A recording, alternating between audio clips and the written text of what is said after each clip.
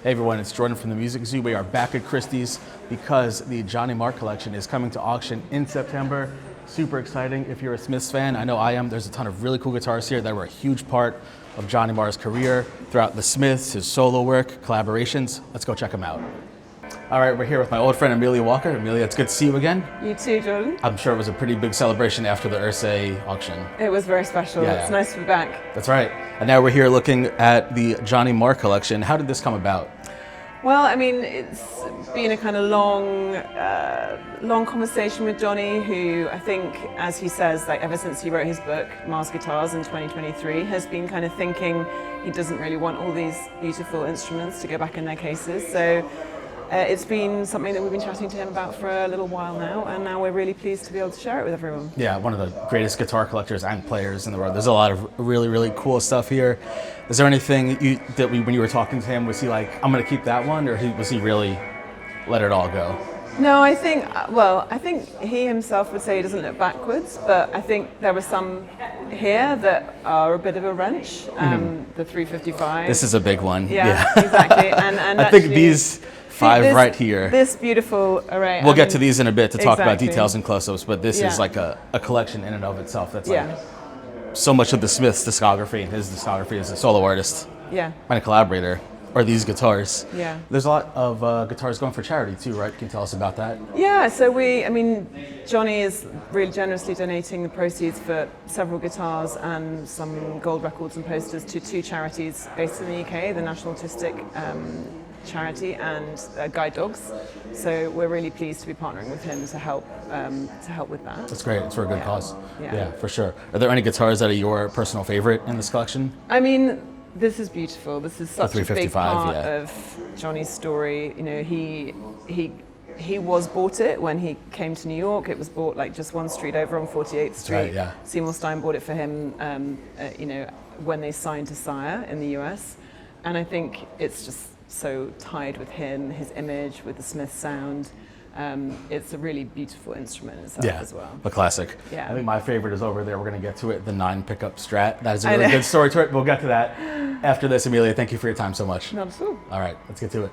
All right, here we are with Johnny's 1959 ES 355 in cherry red. The great story behind this one is that when the Smiths were about to sign to Sire Records for their deal in the US, Johnny went to Seymour Stein and was like, if you want me to sign this record contract, you got to go take me guitar shopping. So they did, and they walked to We Buy Guitars on 48th Street and bought this guitar.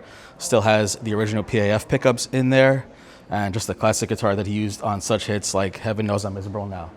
In any other case, a 1984 Les Paul Standard wouldn't be that exciting, but in this case, this guitar was played on Meet His Murder, so it is quite a big deal, and according to Johnny, this has been featured on more of his records than any other guitar in his collection. Classic cherry red kind of looks like the Lucy Les Paul to me, but it looks great with the zebra pickups, and he put a Bigsby in it at some point. Cool guitar. A lot of history behind that one. All right, we're really getting the royal treatment now because we're getting some guitars unlocked. This is the Roger Giffen Telly, gifted to Johnny by his wife, Angie. Really awesome bird's eye maple neck on here. Roger Giffen, famed UK luthier. Amelia also just told me that this guitar was used for the slide part on How Soon Is Now, which, as iconic guitar parts go, that's up there. This thing's pretty hefty, I gotta say, so I don't blame Johnny for only playing it for a couple songs at a time, but this thing is really, really cool. Right here we have Johnny's 1971 D28. This is the guitar that he used to compose a lot of the Smith songs at home before they hit the studio. There's a Light That Never Goes Out was written on this guitar, which is wild to see in person.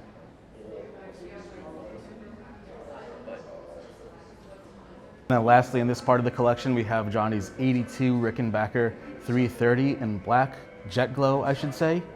You could hear this guitar on This Charming Man and Still Ill.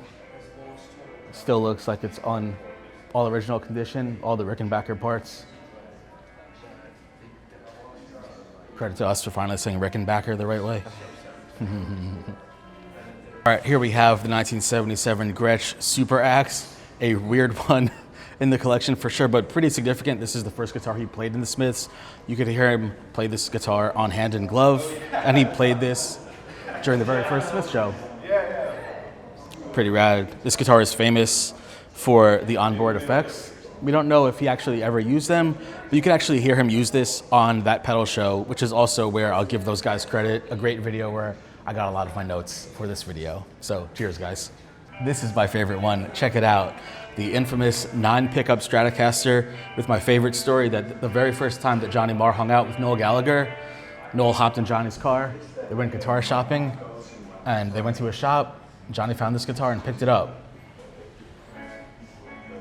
9 pickups, 9 switches for on-offs, and then, according to what Johnny said on that pedal show video, phase on-off for each one.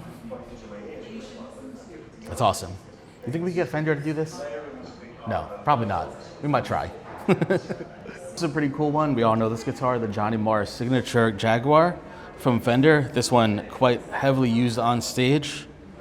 But I love this guitar. This is one of the best sellers at the Music Zoo. The bare knuckle pickups, the 4-way switch. The wear on this thing is pretty extensive.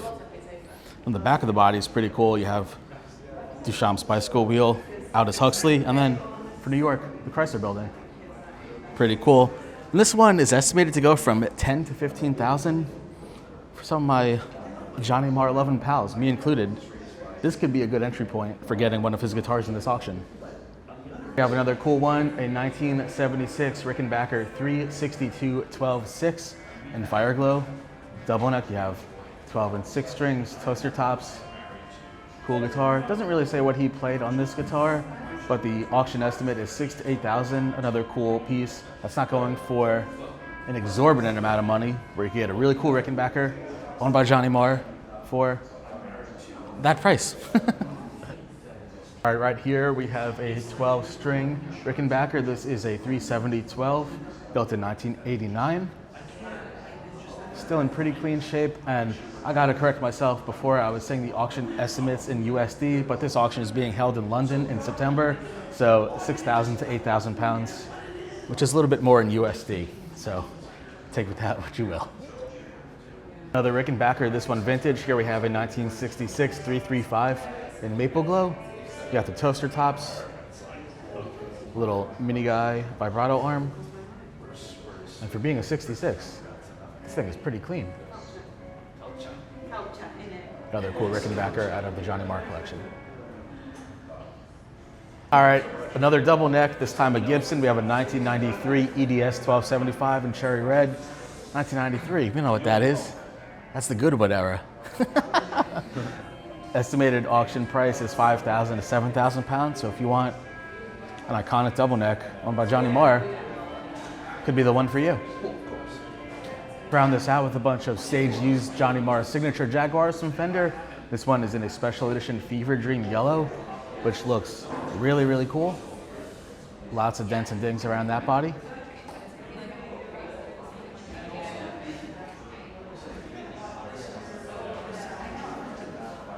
Here's another one in my personal favorite Fender finish, Sherwood Green Metallic.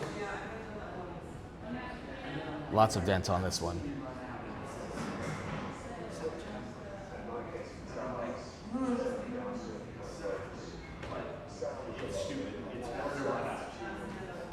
Johnny Marr Jaguar in black.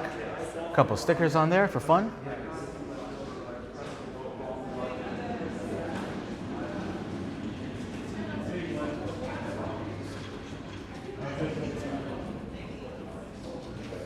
This one up for the Johnny Marr Jaguars. We have this one in Comet Sparkle. Really cool finish. I don't know if that was production. I don't think so. Should be. Really cool. Looks great.